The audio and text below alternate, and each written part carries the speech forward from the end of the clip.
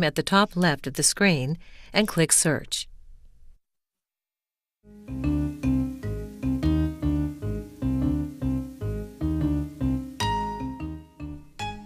Coming up next, Book TV presents Afterwards, an hour-long program where we invite guest hosts to interview authors. This week, the senior advisor to the polling firm Zogby International presents a comprehensive study of Arab attitudes in the post-9/11 world, on everything from stereotypes to the war on terror. The founder and president of the Arab American Institute argues that his findings should be used to craft policy based on what he calls the real world, instead of conjured reality. He discusses his polling results with former Washington Times assistant managing editor for world and national security, Barbara Slavin.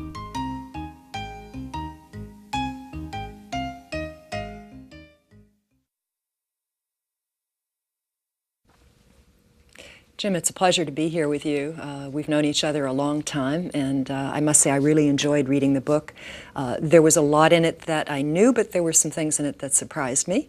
And I want to give you an ample opportunity to talk about how you came to a lot of your conclusions. But I thought I'd begin a little bit with where we are right now, because obviously all of this effort began after 9/11. An effort to explain the Arab world to the United States and vice versa. Where do you think we are right now? Because there have been some really disturbing incidents, threats to burn the Quran, the whole controversy over the so-called Ground Zero mosque. Have we really made progress over the last 10 years in terms of mutual understanding? Yes and no. I mean, there clearly are signs of progress on some levels. My community, Arab Americans, are, I think, have institutionalized themselves in a way that they weren't 30 years ago. Those institutions who work toward understanding have reached, I think, a level of maturity. Middle East Institute and the like, I think, are doing wonderful work. Within the Jewish community, there's a tremendous new development in the way of organizations that are advancing Jewish-Arab communications, and dialogues all across the country. I mean, the reception that the book is getting is wonderful and indicative of the fact that the people are wanting to reach out. At the same time, there is on another level, I think, a hardening of attitudes here. And it's the same in the Arab world. I look in the book at corporations that are doing marvelous work of being good citizens, projecting America in the Middle East. I think our State Department has reached a better approach, come to a better approach to doing the work that they do in the region.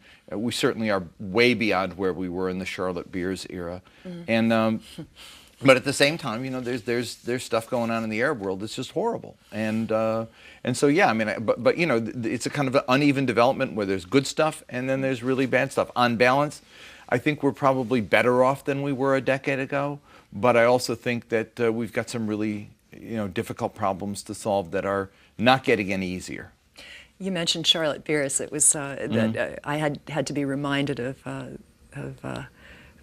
this incident after 9/11. Tell us who Charlotte Beers had been before she came into the State Department and what her idea of public diplomacy was in terms of the Arabs. She was a great advertising executive. I mean, legendary.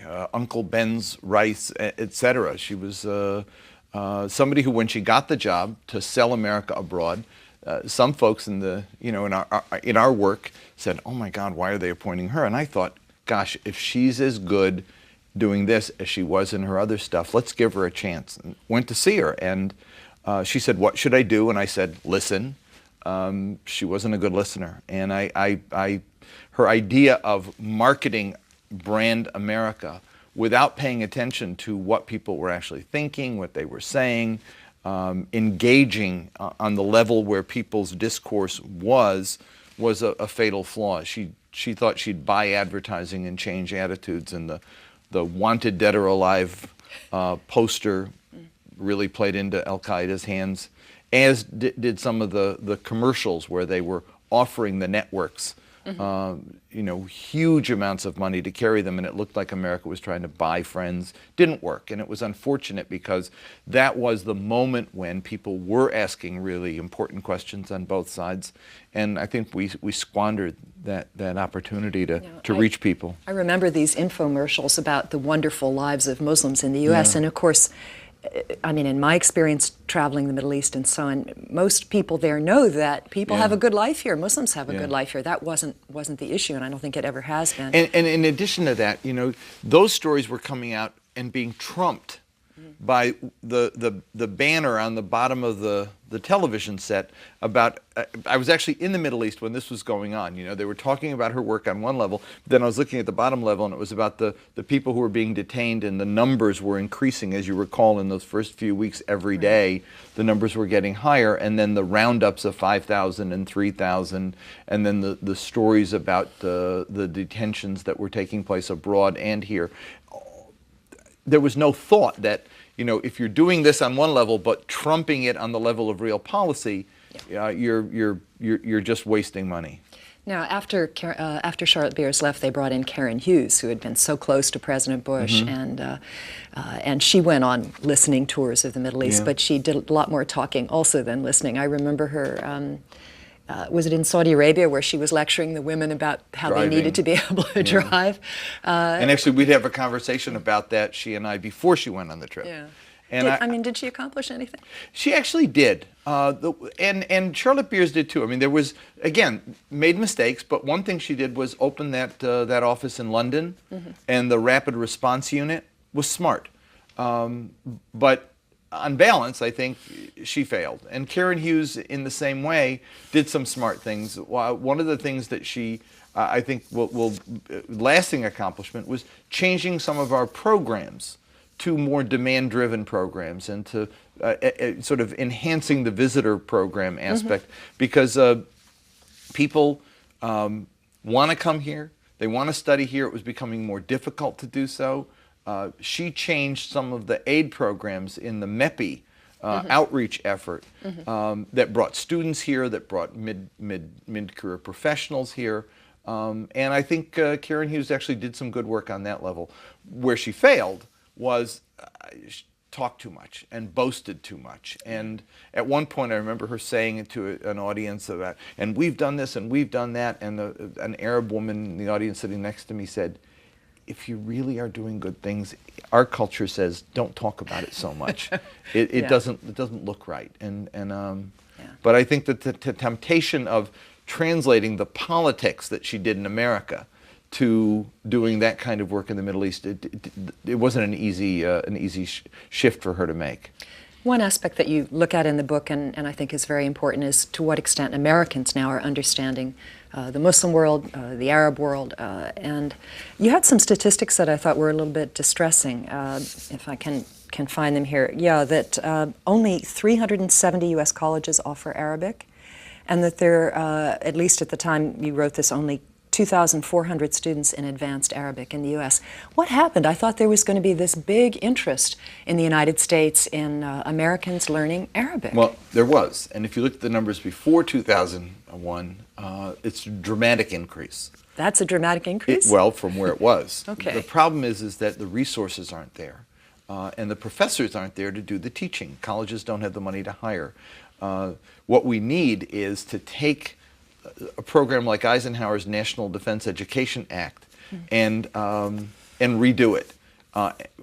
Congress did appropriate some additional funds for the critical language program, but $10–20 million is not enough to cover the need that's there. So you have a tremendous demand on from students who want to take Arabic. Colleges don't have the teachers, they don't have the resources to hire teachers, and so a lot of schools will bring in a local Arabic speaker to do a course here or there, but not enough to bring students up to the level of proficiency so they actually can either qualify for a degree or pass a test that would get them to the next level. So demand is there, supply's not. Is the trend line still for more demand? The trend line still appears to be for more demand, especially because business and law enforcement, government agencies want it. Intelligence. And but the number of qualified speakers aren't there. And so what I'm looking at is the fact that we need to put resources into this, and we're not doing it. Yeah. When you talk about studying Arabic and so on, there's one incident you describe in the book. Obviously, it's helpful if you can begin studying at a younger age.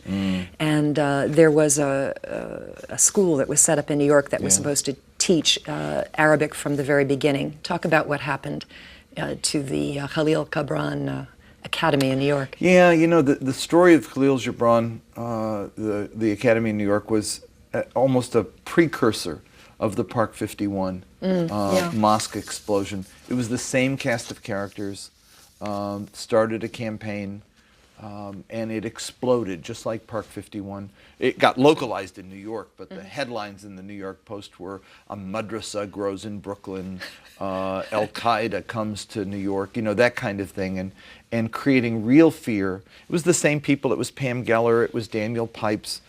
Pipes wrote an article in the New York Post saying that just studying Arabic would lead people toward Islam and extremism. Doesn't Daniel Pipes know Arabic? Wasn't he a Middle East scholar? Maybe he has inoculated himself so that he's immune from it. But the problem was that people obviously were afraid and believed it. And the campaign reached a level of hysteria. The poor woman, who I think is an extraordinary woman, who was the person who was put in charge of the school, had been at an event where students were wearing a shirt that had the word Intifada on it, Intifada New York. And what they meant, the students meant, the word literally, i.e. a sort of a coming out, a peeling off, a sort of the young generation rising up in New York and doing great things. And but the New York Post played it as a call for insurrection and violence, etc. And she wanted to define the word literally, which only infuriated Pipes and Company more. And by the end of the uproar, Mayor Bloomberg and others in New York were saying to her, "You got to step down and leave the job." And by then, it was over. They had so tainted the public discourse about the school that by the time it opened, it was no longer an Arabic school. It was no longer, meeting the very special need that the school was going to meet, and it's today a rather weak imitation of itself. Now, this was when? This was in the mid part of the decade, yeah? What do you think is going to happen with the community center in Lower Manhattan? Do you think... I don't know. The dust has settled a bit. I think people are calmer. The question is now, will Faisal Abdul Rauf, the imam there, be able to raise the money, or will people be sort of scared off from supporting? I just don't know. I think though that the repercussions will be with us for a long time. Clearly, this has had a greater impact overseas than almost anything that we've done in the last several years, and as I say in the book, I mean, people don't judge us by what we say about ourselves. They judge us by how we behave. And we behaved very badly on this one. Literally every presidential candidate on the Republican side, with the exception now of Chris Christie, who appears to be somebody who people would like to be in the running, came out, not only spoke about the mosque, but said some pretty horrible things about Islam. Gingrich's comments were awful. Palin, Huckabee. It really was rather shameful. A couple of things that come up in light of this. You talked about Daniel Pipes and Pam Geller and so on. All the so-called experts on Islam, even someone like Tom Friedman. Is it partly because we have this insatiable need for talking heads to simplify things and boil them down? Is it because some people are making money off this? This sort of has become an industry now, talking about Muslims and Arabs in this way. And is there anything we can do about it? In the case of some, I think there is a cottage industry, and that it's been around for a long time, of the anti-Arab, anti-Muslim crowd that has done quite well for themselves. I mean, the stories recently about sort of commingling of nonprofit and profit money on the part of some of these characters is really quite disturbing. And there were some other political groups on the Israel side who, while they did not engage in the activity turned a blind eye to the fact that, look, if Daniel Pipes or Steve Emerson were, battering and tarnishing the image of the Arab American and Muslim groups, well, just let them do it. And so with a wink and a nod, they sort of use their work and would never stand in the way of telling them or go to them and say, stop, this is not in the interest of building harmony between peoples. The networks, I think, have a real problem, and they have failed miserably. Their Rolodexes got thinner and thinner and thinner instead of fatter. But there are people like you, there are people like Hussein Ibish. I mean, there's so many good people who can talk about these issues. I simply stopped getting called at some point. Really? And I don't know why. Just the fact that, maybe I told O'Reilly to stop one too many times and he didn't want me back on. It wasn't something that I enjoyed doing. The kind of sort of dark alley, late night fight that you get into for entertainment purposes. I mean, news stopped being news and discussion stopped being serious. And I think that they like the folks that they go to because they're probably good for ratings, or they're a bit sensationalist enough. But you take a Steve Emerson, who was wrong about the World Trade Center, wrong about Oklahoma City, wrong so many times, but he's a good talker, and that's what they want. I had one little episode with one of the networks that I thought was comical. They called me and they said, "We want you to come on about Afghanistan tonight." And I said, "I don't do Afghanistan." And she laughed and she said, "Nobody ever says that to us. But we don't really want you on as an expert. You're a good talker." And I said, "I don't do that, sorry," and hung up. And I thought to myself, that's what it's really become. It's like, it's the blather industry. You've got a couple people who are good at little quips here and there, and let's put them on. The damage it does when you have some of these folks, a Steve Emerson defining the Middle East, or a Daniel Pipes defining an entire culture and an entire religion of people, is horrible, and it's taken a real toll. People 10 years ago, when you asked the question, do you want to know more about Arabs or Muslims? 75% of the American people would say yes. Today that's down to 60%. More than half actually. They're shutting down. They're saying, I know enough. I don't need to know more. And on the Republican side, it's almost 80% now think they know enough and don't need to know more. What that means is that they've been watching Fox, they've become educated, but what they become educated in are the stereotypes, the myths, and a lot of really horrible things about Arabs and Muslims that aren't true, which is why I wrote the book. Yeah, let's talk about language, about some of the language that's thrown around. I was fascinated. You describe in the book that in the mid-'70s, I think it was Benjamin Netanyahu, who's now the Prime Minister of Israel, got some advice from PR people about how to brand Palestinian militants, and really all Palestinians, to brand them as communists. Yeah. Because that was the bogeyman at the time. Yeah. Actually, it was terrorist and Soviet. Yeah, it was both together. Yeah. Now, of course, we hear the Israelis they're branding the Iranians as religious fanatics, suicidal fanatics. The use of the term Islamo-fascist. You write in the book that President Bush actually used this at a press conference. Yeah. Used it once. And then maybe somebody pulled him aside and said this isn't the right term. But that terminology, unfortunately, is still with us in a lot of places. I mean, how can you conflate Islam and fascism? On a couple levels, I found it really disturbing. One is, of course, that taking a religion and using it in that way was quite distressing to people of faith on the Muslim side.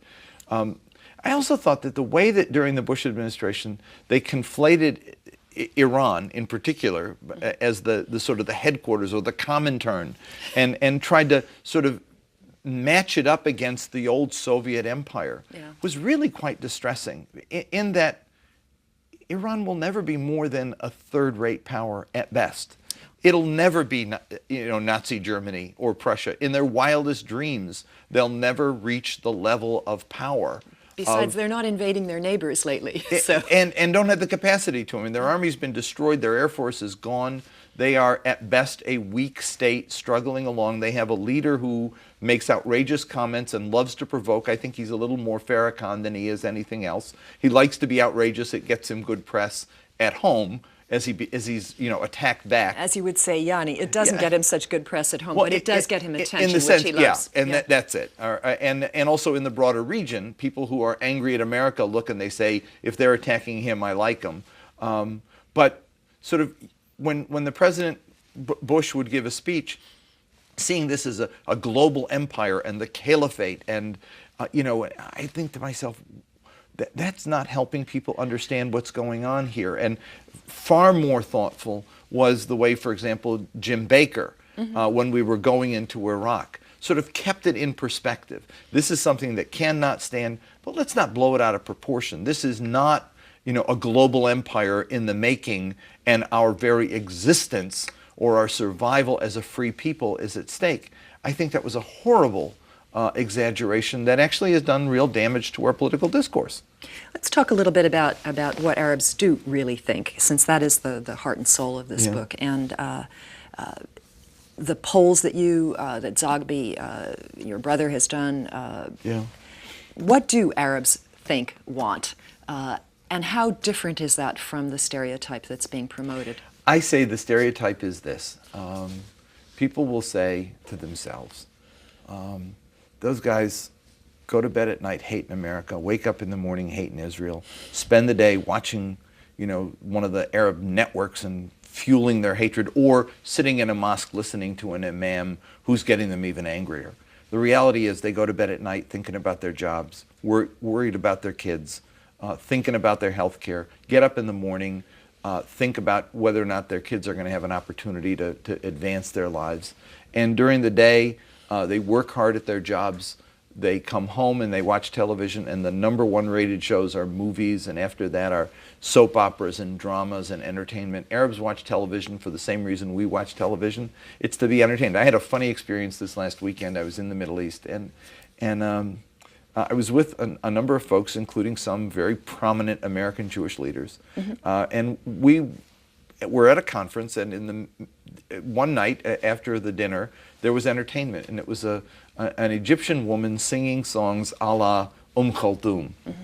And one of the Jewish leaders I was standing next to was just marveling at the woman and at the song. He didn't understand the words, but he was just sort of enthralled by it. And then he looked over at some of the Palestinian leaders who were there, ministers and some of the government officials, and they were clapping along and moving their hands and so enthused over it.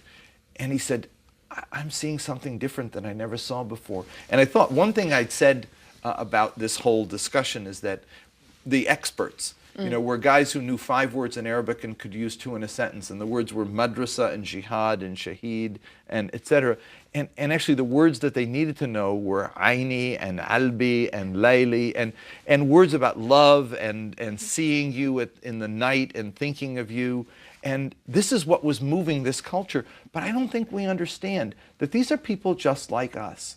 And the only picture we see of Arabs are the young guys shaking their fists or the angry faces of protesters.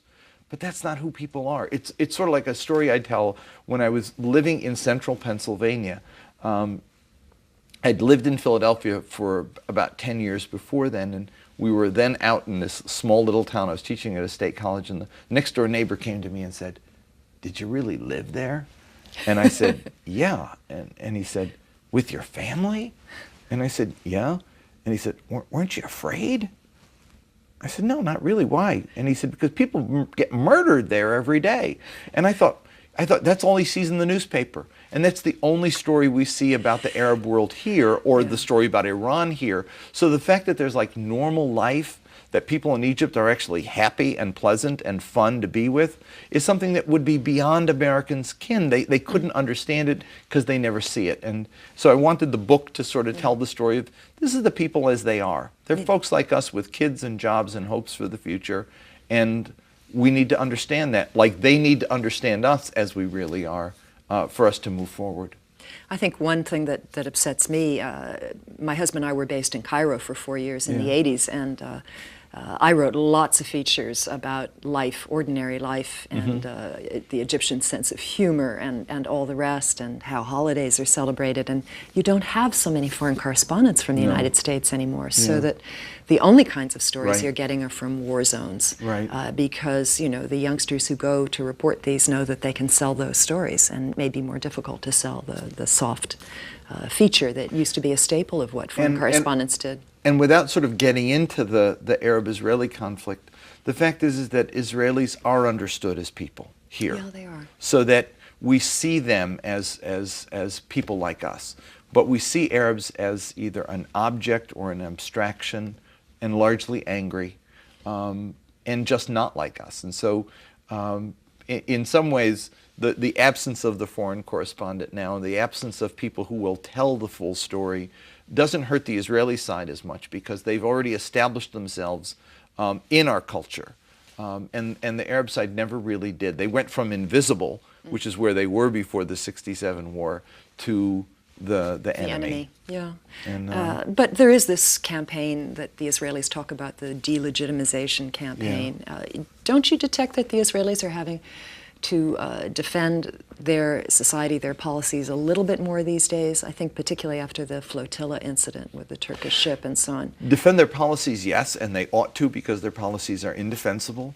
But defend their people, I don't think so. I think that they are, like I said, I think that they have ingrained into our culture is the sense that they're the people like us. I mean, it goes back, as I write in the book, Paul Newman in Exodus. The Exodus. I mean, you know, it was a very clever sort of overlay of the Israeli-Arab story on the cowboy and Indian story.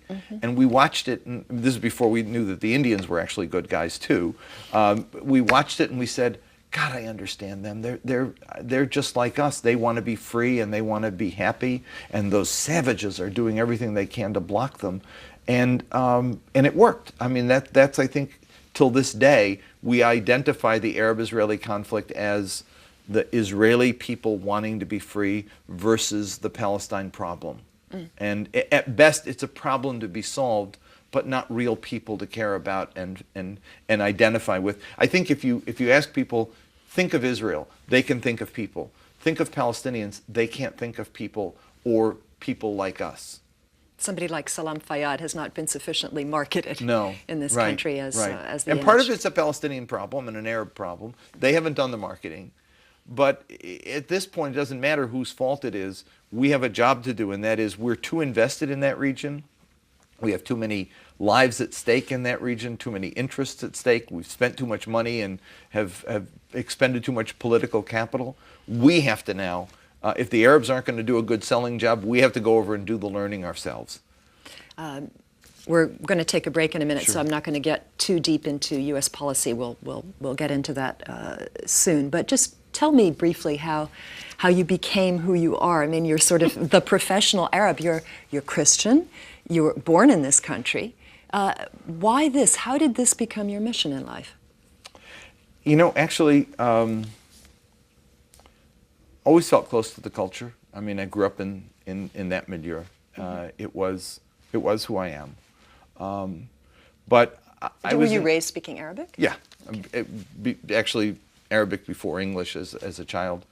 A mother who was an extraordinary and gifted person who valued learning and was, as I showed from some of her letters in the book, was, you know, so determined that we'd be proud of who we were and of our heritage.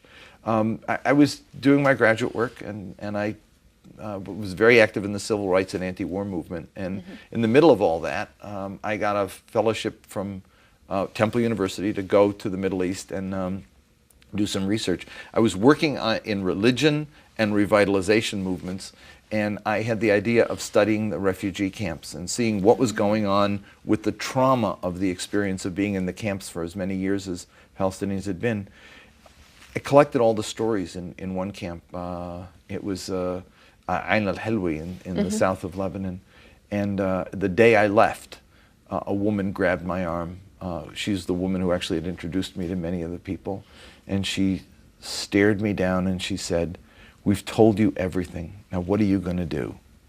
And I remember sitting next to my wife on the way home and said, you know, we said to each other, our lives are never going to be the same again. I mean, this was a transformative experience in that I found out about something I didn't know about, and I learned about it in a personal way.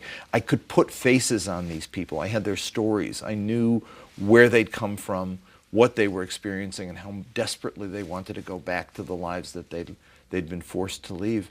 And it was just a few years later that I'd started the Palestine Human Rights Campaign. And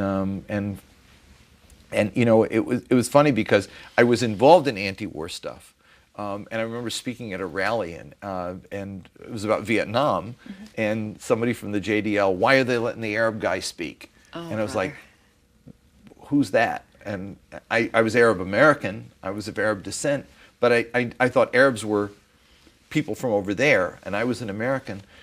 Once I started the Palestine Human Rights Campaign, it was over. I mean, I was like the Arab guy, and so part of it just happens to you. It's sort of like, you know, a gay person coming out. People don't look at you the same anymore, and that's what happened to me. I was proud of who I am, still proud. I wouldn't have done a thing differently in my life. I'm glad I do the work I do. It's important, and I feel good about it. Okay, we're going to take a quick break. We'll be Thank you. back in just a couple of minutes.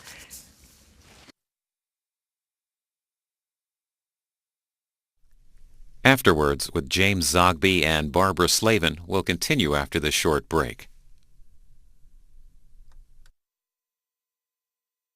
Every weekend on C-SPAN 3, experience American History TV. 48 hours of people and events telling the American story. Hear historic speeches by national leaders and eyewitness accounts of events that shaped our nation.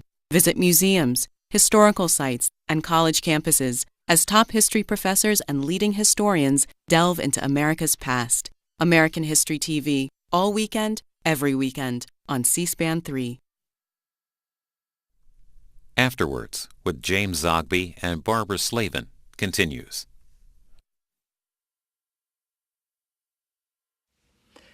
Jim, we were talking about how you got into this. You started in the early 70s, and this must have been an incredibly challenging time. I mean, this was when we had Palestinian terrorist attacks, Black September. How did you manage it? And well, you know, we didn't deal with the issues of that sort, although we were very clear in condemning terrorism and actually pretty harsh. I sent some pretty harsh letters to people in the different Palestinian movements condemning what they did, and was very public about that. But we focused on human rights. We focused on people who were being tortured under occupation, and we focused on some of the problems that refugees were having in different countries.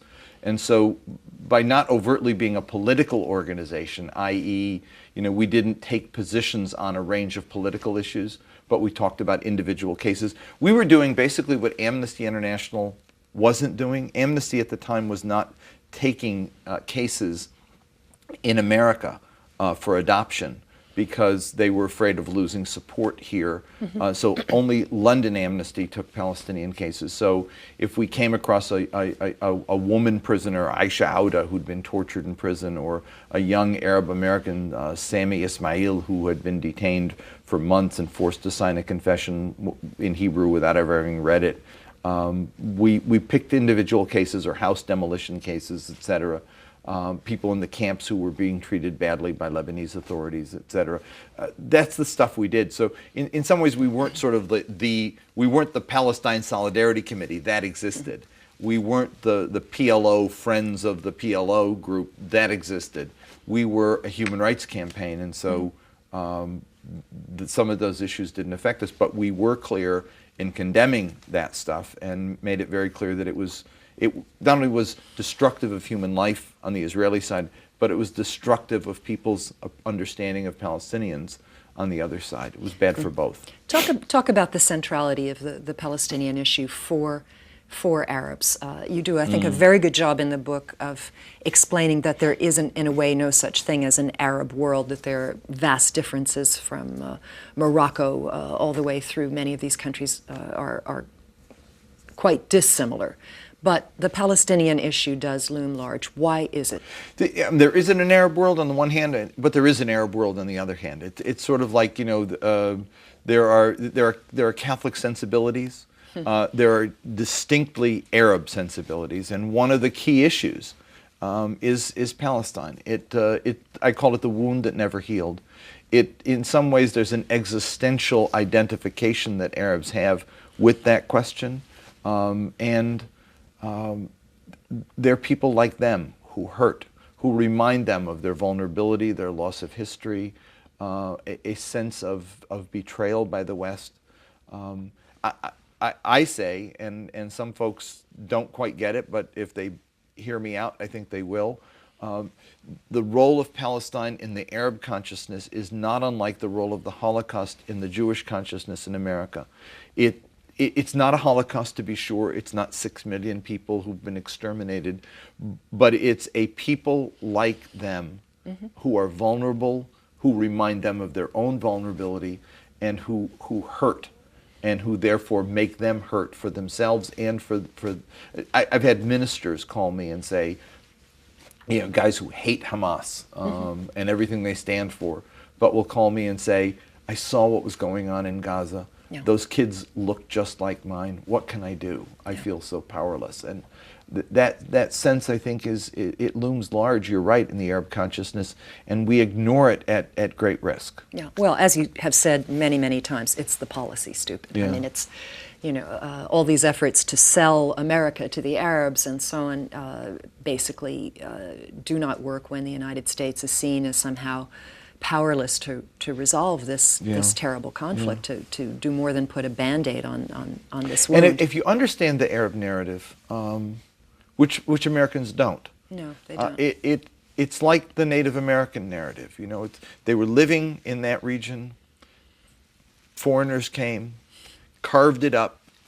States were created out of whole cloth. Regimes were put in place. The land was promised to another people who then came in and said, we're going to modernize it and make it ours. And it was like, what about us? Where do we fit in this story? And that sense of losing control has been so critical in the Arab consciousness, and continues to be felt every day when Gaza happens, or when Lebanon happens, or when new settlements are built. This inability to control anything, and the false promise of the terrorist, who promises control by dealing a blow, does in fact make some people say, "Good, get him," but it's a product of the same crisis in confidence, the same crisis in history that has shaken the Arab world now for so long, which is why the more we do to restore to Palestinians a sense of dignity and an ability to realize their ambitions, it will reverberate beyond that and make people feel that international justice works, that law does work, that nonviolence does pay off, that those who want to negotiate actually can accomplish something. But to date, the negotiators have been the ones who failed, and people in the Arab world feel that. They feel people aren't listening to us. What else can we do? It's a sorry state of affairs. Talk about the current state of the so-called peace process. I mean, where are we? And what happens if it just dribbles out the way it seems to be now, with the Israeli Prime Minister refusing to extend a moratorium on settlements and the Palestinians refusing to come back to talks? I feel bad for Barack Obama. I mean, in the sense that I had opportunities to talk with him when he was in the Senate. He truly understands the issue and feels it, I think, and wants to solve it. It's important to him. But he gets elected in the middle of the Gaza crisis. It takes office in the middle of the Gaza crisis, or at the very end of it, and ends up with a prime minister who I personally feel is not at all committed to peace, and has, if you look back at his record in the 90s, is a master maneuverer, and never tires of trying to outmaneuver and throw feints in one direction while he's moving in another direction. I mean, how many times will we believe him when he says, I had no idea that they were going to make that announcement? It's almost as if every time a U.S. official is going to meet with him, they come up with an announcement. He's covering one flank while moving in another direction, but the net result is that there's no confidence in his commitment to peace. And if he wanted to make a new government, it is there for the asking. He has Kadima in the wings. He could form a government that would support peace. He doesn't want to support peace, and therefore he wants to continue to have the guys in his government who don't want peace, so he can complain to the Americans, I can't do it, it's too hard. You have to help me cover my right flank. He could dump those guys and bring on people who want to work with him. He just doesn't want to, and I think, Clinton did a great job of ultimately helping ease him out and bring Barack in, just like Baker and Bush before him helped get Shamir out and bring Rabin in. The question is, will Barack Obama be able to do the same? I don't know. He's been demonized so much by the right here and there. Should he go to Israel? I mean, one of the complaints, he's been to so many Muslim countries now. He's been to Turkey, he's been to Egypt, he's been to Saudi Arabia, he's been in Indonesia, he's, given all these speeches of outreach to the Muslim world. Should he be trying a little bit harder with the Israelis and with the Jewish community? I think, he looked at the deep hole we were in at the end of the Bush term, where we were in a crisis all across the Arab and Muslim world. And it was, from the work you do, that there was just no way you can underestimate the severity of that crisis. From 2 unfinished wars, a peace process that was characterized by neglect and or recklessness on the part of the Bush administration, enmity all across that region. And the first challenge that he faced was, how do I get out of this hole? And the first place to get out of the hole is to try to rebuild ties in the Arab and Muslim world. Now, he had gone to AIPAC twice. He had given these remarkably pro-Israel speeches. Yeah, but he was running for office then. It's different. But believe me, every word in those speeches were listened to in the Arab world. His commitment to them on Jerusalem, etc., reverberated strongly. A very difficult balancing act, and I think they made the judgment, let's start here. Let's start with the wounds of Gaza are still with us. How are we going to move forward? And so they appointed Mitchell. They did outreach to all the Arab countries. He did the interview with Arabia, and then tried to convince the Arabs to join, I guess maybe taking for granted the fact that the Israelis would be on board.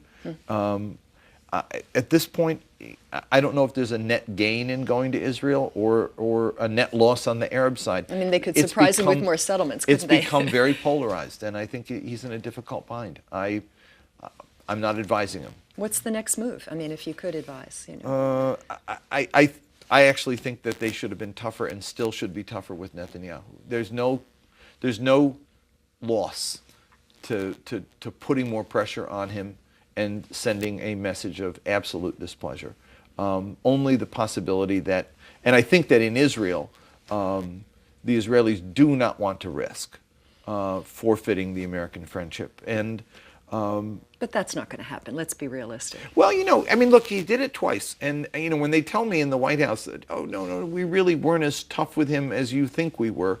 When I heard Secretary Clinton say an insult to the United States of America over the Jerusalem settlement, or sternly scold them, not one building, not one stone, the first time, they were pretty tough. The point is that there's been a meandering. They've gone from tough to a warm embrace, tough, warm, and nothing's changed in the process. And so if they're going to be tough, they need to be consistently tough, or just give it up. You have an abused child on the Palestinian side, and a spoiled child, Tom Friedman's right, on the Israeli side. And there are two pathologies playing out. And in the middle of all that, your behavior has to be very consistent, or else both sides will only reinforce their pathologies and go nowhere. And what we've done by meandering is we've confused the abused child, the spoiled child, and the process has gone absolutely nowhere. We've just had our midterms, and obviously a lot of people thought, well, Obama won't do terribly much in terms of pressure on this before them. But now we've had the midterms. The Republicans have taken the House. They've strengthened themselves in the Senate. What are the implications of that for the U.S. Policies toward that part of the world? Are you concerned that it's going to make it even harder, that we're going to see efforts to prevent more prisoners from being transferred out of Guantanamo, very strident pro-Israel rhetoric. What's going to happen? Yeah, I think on the Guantanamo issue, that unfortunately is that was one of the issues when we first polled in the Arab world that he got the highest points for, was ending Guantanamo and stopping torture. Yeah. And ending Guantanamo is the thing he's finding most difficult to address. And so I think that issue's over. Although they have moved a lot of people out of there. I mean, But there we're are not only gonna about be able- 170 We're left. not going to be able to close it down anytime soon, and that's a problem. The symbol of it remains a scar that will not go away.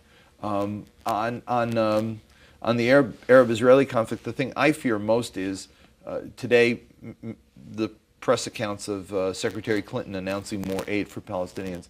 I think the Republican Congress is going to be very tough on aid issues, and they're already looking for ways to maneuver to get the Israel aid separated from the Palestinian and other foreign aid programs so they can cut them and keep the Israeli aid protected. However, I think one thing that's good is keeping the Senate, even with a small margin, and with the leadership on the Foreign Affairs Committee of Kerry and Senator Lugar. This president will not have to deal with what Bill Clinton dealt with, which were the Compliance Act that went through that really inhibited the peace process. And What was that? Remind me. It was an act that required the State Department to write these regular reports on PLO compliance to terms that they set up that were just outrageous terms that no aid recipient could actually meet. There was even a provision that no U.S. official could meet with any Palestinian in Jerusalem. There was the Jerusalem Embassy Relocation Act. There was the Religious Freedom Act that was clearly designed, targeted at Arab and Muslim countries. There was the Iraq Liberation Act that was the first step in getting us embroiled in the regime change issue. There were so many things that ended up on the president's desk with veto-proof majorities that he had no choice but to sign, and it constrained diplomacy very severely. That won't happen right now. The one thing I fear is aid, but I believe that the president has still the power to change opinion here and change opinion there. And I think he ought to make a little better use of Bill Clinton, who I think could be an extraordinary salesman. Yeah. And I think he himself can be more vigorous and more, I think, more consistent. The meandering has taken a toll. What about the rumors that Bill Clinton might replace George Mitchell? Look, I think George Mitchell is a remarkable person, and I would follow him to the ends of the earth. But I think that the quiet diplomacy, the approach he used in Ireland, where, as one of the Irish principals involved in those negotiations told me, George's secret is he lets you talk yourself to death. And when you're so bored hearing yourself, then he says, okay, are you ready to listen? The Arabs and the Israelis They'll never be tired of talking. They're immune to that. And Where is Bill Clinton? but Bill Clinton, I went with him to Gaza and Bethlehem and Jerusalem in '98. I saw him go over the heads of the leadership in both Arab and Israeli, the Palestinian and the Israeli sides, get people to do what they would not do on their own. He has an incredible ability to move public opinion. And right now we have to change opinion on the Palestinian side and on the Israeli side. You have to change policy here, but you have to change opinion there. And if you can change opinion, and Bill Clinton can do it, George Mitchell, that's not the style he brings. I mean, they would actually be a great team. Clinton to sort of leaven the dough and spice it up a little bit and change the dynamic, and then Mitchell to actually sit and bring the people together. Yeah. Well, it's a priority for the president, so one assumes he's going to continue with this. Let me go back to the book and a couple of things in it that surprised me. Just some things that, even covering this and so on, that kind of went right by me. I didn't realize during the 2006 Lebanon War that it was a U.S. official, State Department official, Paula Dobriansky.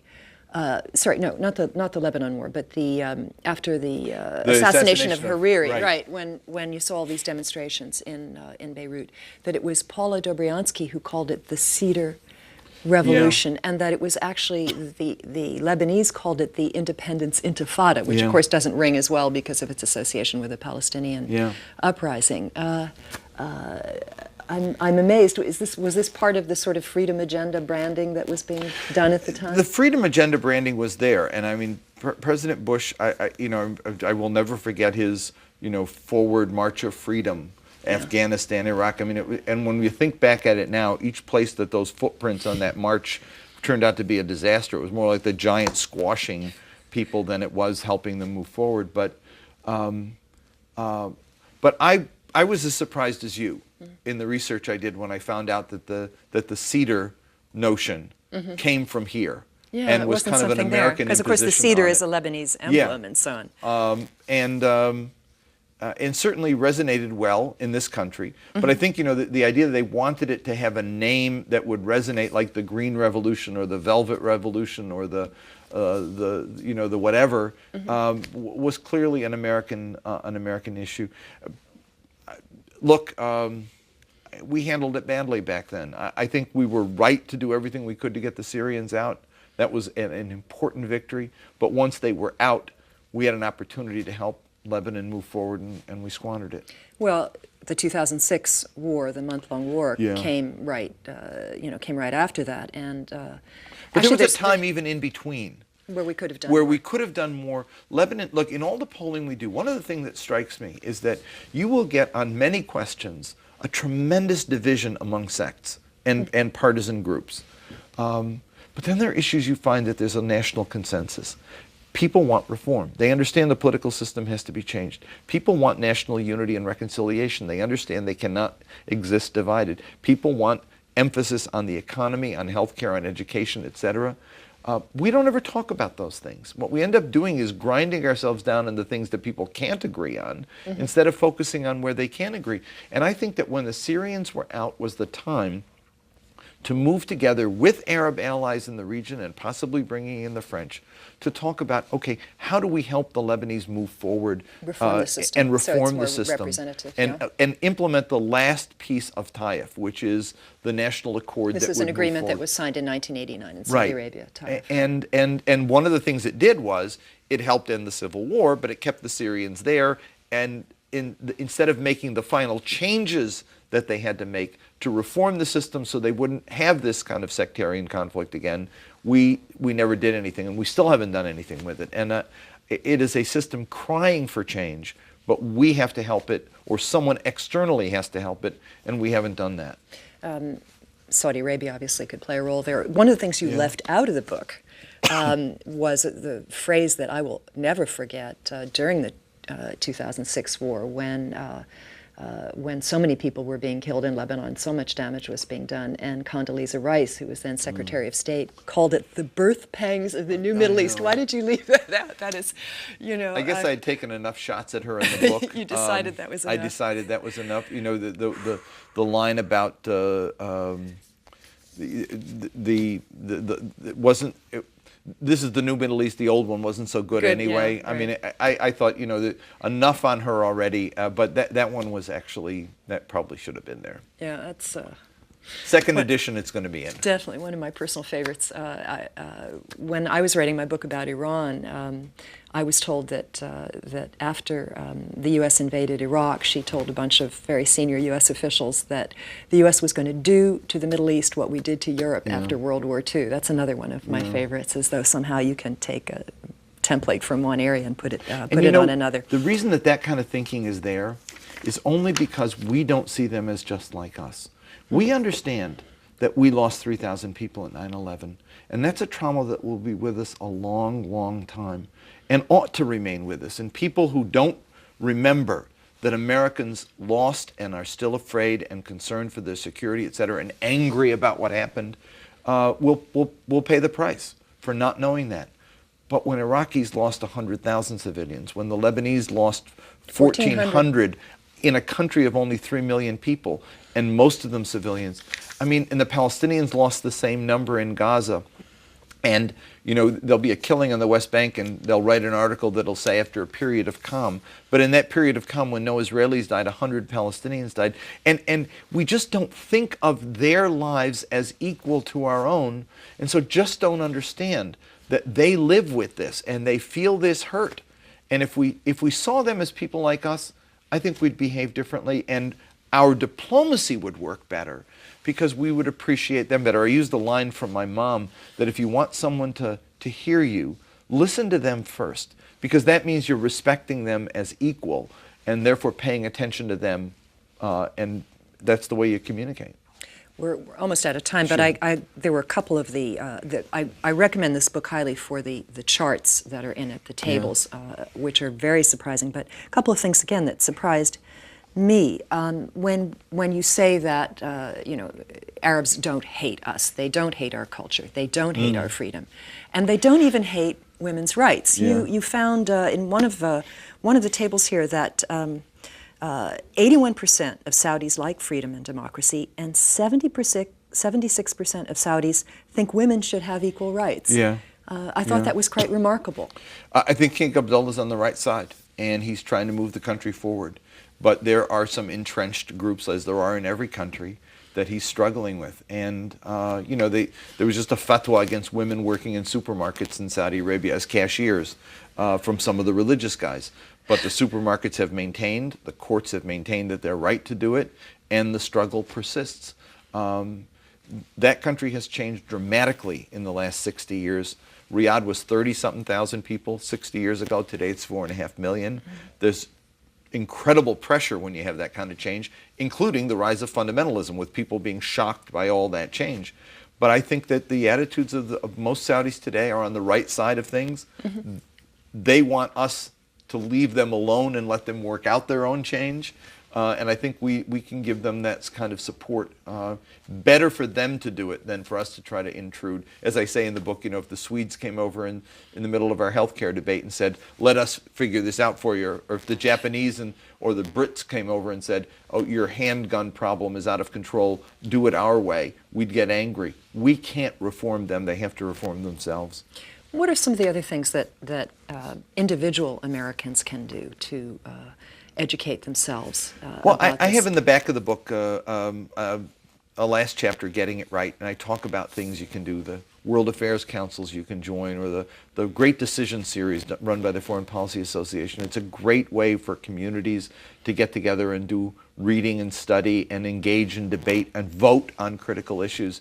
And then there's websites. I mean, every Arab country now has either its major Arabic paper translated into English and on the web, or a great newspaper in English already that is read by so many people in the country. And there are great organizations here. I mean, if you go International Crisis Group or the World Affairs Council or some of the Arab American groups like my own, the Arab American Institute, there's material available that you can. I say if you pick one Arab country and read their newspaper every day, not just the front page, but the letters to the editor, the commentary, etc., you'll become so invested in them at the end of a month that you'll want to know what they're doing. And it's a great way you can comment on their op-eds and have others comment on your comments. You can engage in a conversation long distance. There's so many things you can do, and I think an enlightened citizenry is what we need today if we're going to make the changes and play the role in the world that we want to play. And you can buy the book. you can definitely buy the book. What surprised you most in all the polls that you've done? What was the most unusual finding? I think, you know, maybe because I know the region pretty well, I didn't get surprised a lot. So you weren't surprised that? But I think the 77 the women's issues were the ones that pleasantly surprised me. Okay, I mean, you want to think that they're moving forward, but I think the women's issues, the right to work, women in the three-quarter range, and the equal rights one, I think is quite striking. In all of those countries, we ask the question, do women have equal rights? And they'll give you a not so yes answer. Yeah. But should they have equal rights? And the numbers go up. That I think did surprise me. I didn't expect it to have advanced that much in the period of time since we've been polling. One thing also that surprised me on Iraq, and there are yet again reports that Iraq is finally going to have a new government, that Iraqis dislike intrusion and interference from Iran as much as they do from the United States. I thought that was interesting as well. You know, with the stereotypes that somehow Iraq is now becoming an... If we paid more attention to some of the polling in Iraq early on, we would have altered our course. But you know, the Iran thing, the Iran question is critical in that whole region, because it's not just the Iraqis that are concerned there. A lot of fuss was made over a recent poll we did where we had Arabs looking favorably in some countries on the Iranian nuclear program. But if you look at the other numbers we have, not looking favorably on Iran itself. They see Iran as a threat, but there's almost a screw you factor to their nuclear program. It's like we opposed it, and so people are going to say, okay, he's defying you, that might not be a bad thing, but they're still very concerned about Iran's role. And I think that we have so much more we have to learn about the dynamic, the complex political dynamic in the region. I think the book only begins to open that investigation, but so much more needs to be done. And our polling has just been fascinating over the years, and I just so thrilled that we've had the opportunity to do it for the last decade, and now a chance to get it in print. Okay, and you're going to continue, I hope, doing this work. Without question. All right. Well, Jim Zogby, it's a pleasure, as always, to talk to you, and thank you very much for this new book. Thank you, Barbara.